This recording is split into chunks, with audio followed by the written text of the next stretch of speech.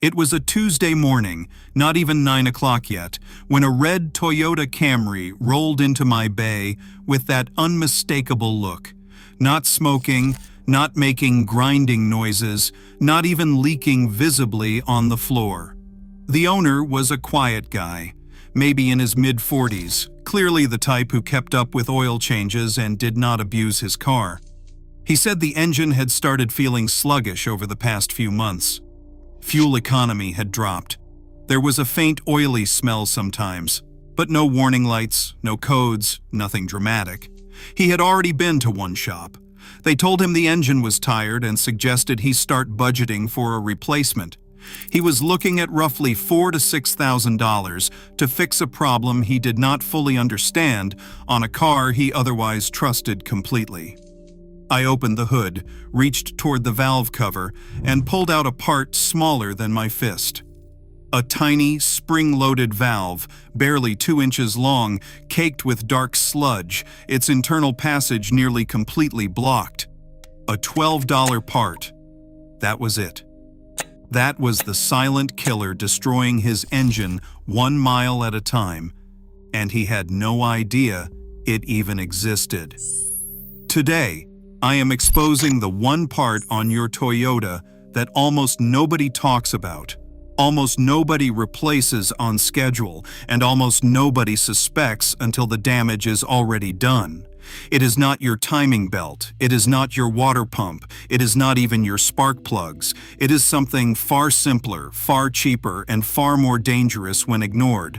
By the end of this video, you will understand exactly what this part does, why Toyota engines are particularly vulnerable when it fails, what the real warning signs look like, and how to fix it before it quietly turns a $12 problem into a multi-thousand-dollar disaster.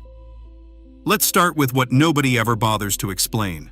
Your Toyota engine is not just a machine that burns fuel and turns wheels. It is a sealed, pressurized system, and managing the pressure inside that system is just as important as managing the fuel and the fire. Every time your engine runs, combustion happens inside the cylinders with tremendous force. The piston gets pushed down, power gets made, and the exhaust exits through the valves. But here is what most people never consider. No piston seal is perfect. A tiny fraction of those hot combustion gases, carrying acids, moisture, and unburned fuel vapor, slips past the piston rings and drops down into the crankcase, the place where your oil lives. This is called blow-by. It is normal. It happens in every engine, every drive, every mile. The question is not whether it happens. The question is what your engine does with it. If those gases were just allowed to sit in the crankcase, the pressure would build, the acids would attack your oil, the moisture would contaminate it, and within a short period of time, you would have sludge forming inside your engine. Thick, dark, tar-like sludge coats oil passages, chokes oil flow to bearings, and silently starves the very components keeping your engine alive. Engineers understood this problem decades ago, which is why every modern engine was built with a solution. That solution is called the positive crankcase ventilation system, and at the center of it sits one small, spring-loaded valve, the PCV valve. Its job is elegant in its simplicity. It uses the natural vacuum created by your running engine to pull those blow-by gases out of the crankcase, route them through a hose, and feed them back into the intake manifold to be burned off harmlessly in the next combustion cycle.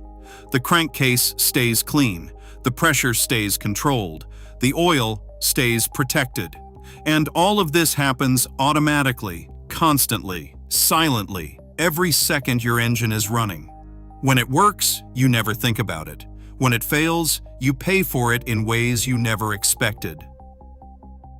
Here is where Toyota owners specifically need to pay attention. Toyota engines are known for their durability. That reputation is well-deserved.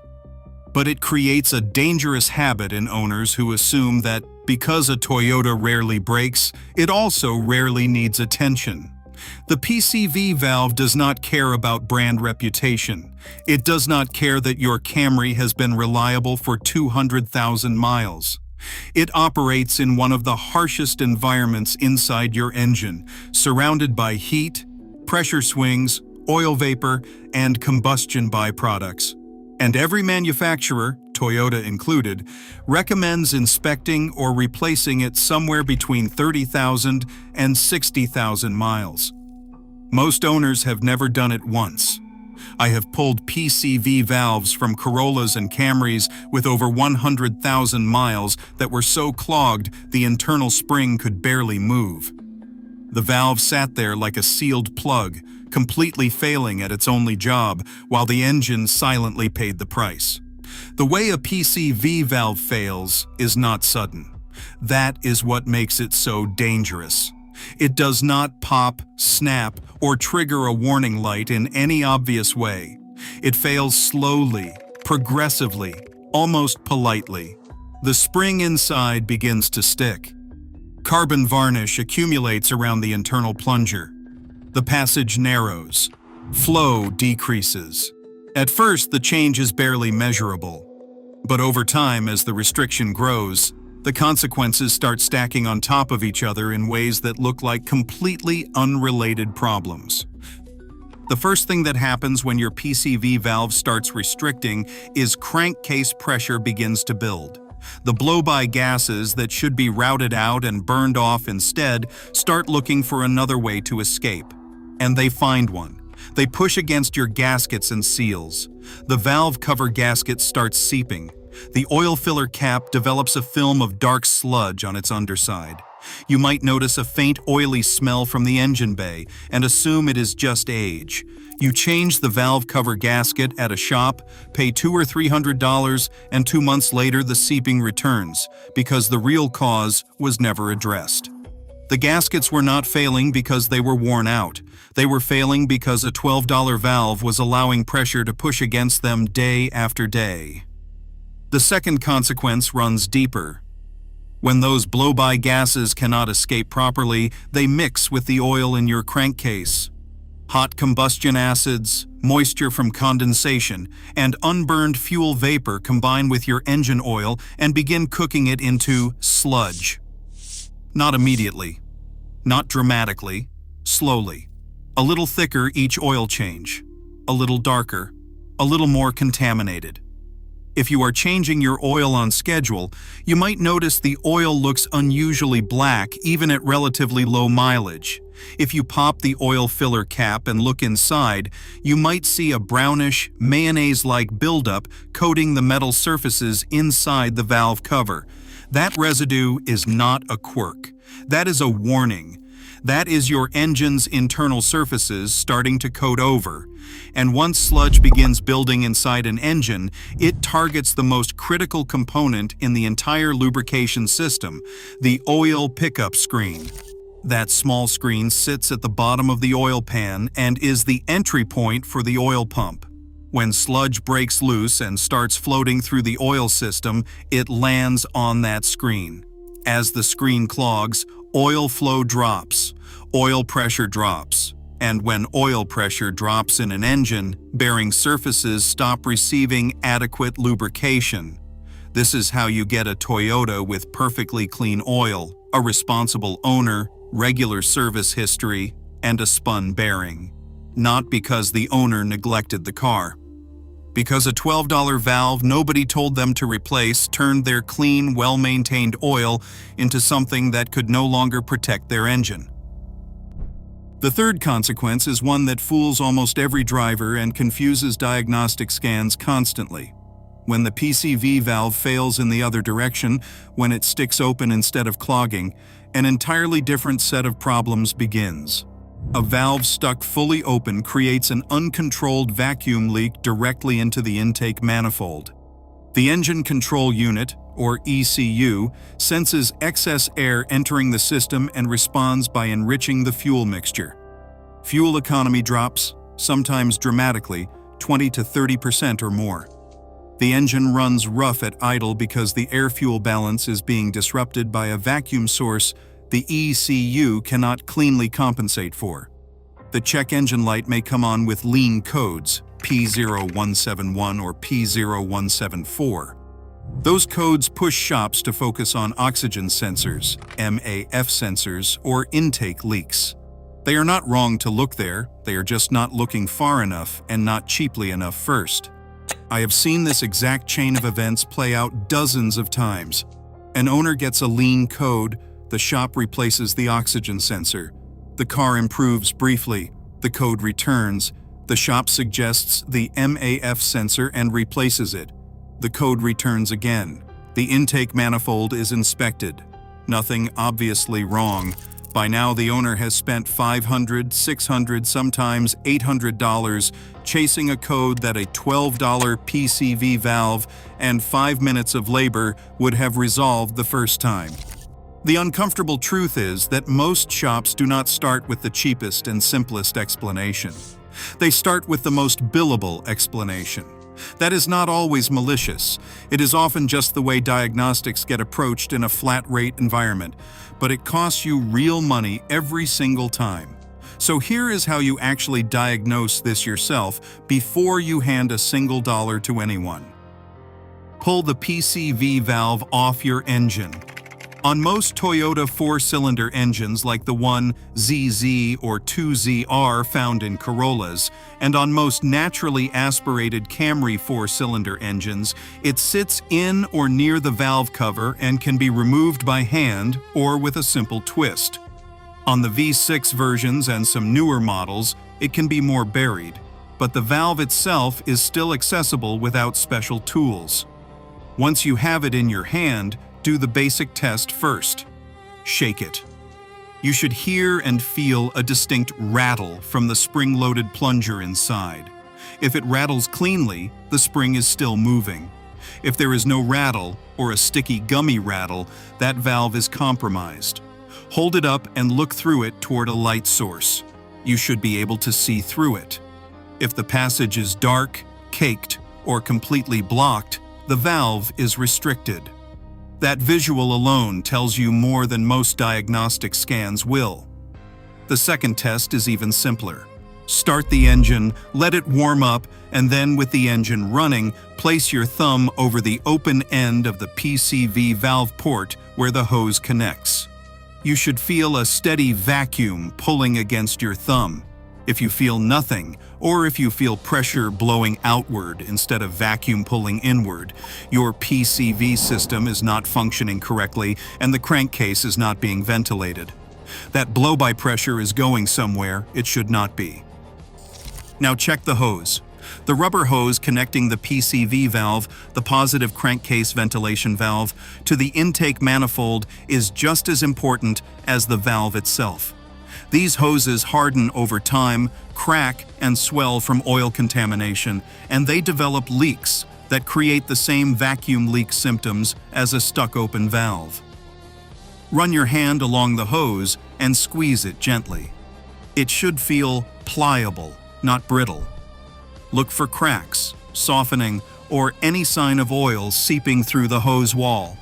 A compromised hose does the same damage as a compromised valve, just with less obvious evidence. If the valve fails the rattle test, the visual test, or the thumb test, you do not need a shop visit to fix it. You need a replacement valve that matches your specific Toyota engine. This is important. Generic universal PCV valves might pass a basic shake test right out of the box, but Toyota engines operate under calibrated vacuum profiles, and using a valve with the wrong flow rating will either restrict too much or allow too much airflow, both of which cause the same symptoms you were trying to eliminate. Toyota original equipment manufacturer PCV valves for most Camry and Corolla applications cost $8 to $15 at auto parts stores or online. Genuine Toyota part numbers are model-specific and easy to look up by year, make, and engine code. That is the valve you want. Not because of brand loyalty, because the engineering tolerances inside modern Toyota engines leave very little margin for a valve that flows differently than what the engine control unit and intake system were designed around. Replacing it is straightforward. Make sure the engine is off and fully cooled before you start. Disconnect the hose from the old valve. On push-in style valves, it twists out of the grommet. On threaded versions, use a wrench. Before installing the new valve, inspect the rubber grommet or port where it seats. If the grommet is cracked, hardened, or showing any deformation, replace it too. They cost almost nothing, and a leaking grommet creates the exact same vacuum leak you just spent time diagnosing. Install the new valve, reconnect the hose, and make sure both ends of the hose are seated completely. Then start the engine and repeat the thumb test. The vacuum you feel now should be steady and immediate. The difference is not subtle. If the old valve was badly restricted, the engine may idle smoother almost immediately as the crankcase pressure normalizes and the air-fuel trim begins recalibrating to accurate inputs. But here is the part most people forget after the replacement, and it matters more than the fix itself. If your PCV valve was badly clogged and had been failing for a long time, you may have sludge already forming inside the engine. Replacing the valve stops new damage, but it does not undo existing contamination. The most important thing you can do after replacement is perform an immediate oil change with a high-quality, full synthetic oil. Not a flush, not an engine cleaner poured into a contaminated crankcase and then run hard. Do a clean, fresh oil change. Full synthetic oil has stronger detergent packages than conventional oil, and it will begin slowly suspending and removing light sludge deposits over the next several thousand miles as you run short drain intervals. For the next 2 or 3 oil changes after a badly clogged PCV valve, drop the interval to 3,000 to 4,000 miles regardless of what your service manual says. You are cleaning an engine, not just lubricating one. Once the oil starts coming out noticeably cleaner at each change, you can return to normal intervals. If you are changing the oil and the oil coming out still looks thick, black, and contaminated even after only a few thousand miles, take the oil filler cap off, look inside, and be honest about what you see. Thick, dark sludge coating the interior surfaces means you have a more significant cleaning job ahead. Do not ignore it. An oil pickup screen clogged with sludge does not give you a warning. It gives you a bearing failure. And on a Toyota that would otherwise run for 300,000 miles, that is a genuinely heartbreaking way to lose a great engine. This is the part that makes me frustrated every time I think about it. The PCV valve on most Toyotas costs less than a fast food lunch. Replacing it yourself takes less time than waiting in line at a drive-thru. And yet, I have watched people spend thousands on engine diagnoses, sensor replacements, oil leak repairs, and fuel economy complaints that all traced back to this one overlooked component. The auto service industry runs on diagnostic fees and parts margins. A $12 fix that requires 5 minutes of your time and 0 shop labor does not fund that model. So it gets mentioned rarely, deferred often, and quietly ignored until the consequences become expensive enough to justify a bigger invoice. You are different now. You know what this valve does, why it fails, how to test it, how to replace it, and what to do after replacement to protect the engine it was quietly damaging. For every Toyota you own, for every Toyota a family member drives, this is the first thing you check when fuel economy drops, when idle gets rough, when that faint oily smell shows up in the engine bay, or when an oil change comes out looking darker than it should. Not the most expensive explanation, the most logical one, the cheap one, the $12 one. Before you authorize a repair, before you let a shop replace a sensor chasing a lean code, before you budget for a valve cover gasket you've already replaced twice, check the PCV valve first. Test it, inspect the hose, replace both if there's any doubt, change the oil fresh, and then see what disappears. If this saved you from an expensive mistake, hit the like button so more Toyota owners find it before they need it. Subscribe if you want more mechanic-level knowledge that puts the power back in your hands instead of the shop's. And if you have ever replaced a PCV valve and watched a problem vanish that no diagnostic scan could explain, drop it in the comments. Those stories are exactly why this channel exists. The most expensive repair on your Toyota is not the one that announces itself loudly. It is the silent one that whispers for months while a $12 valve sits forgotten under your hood.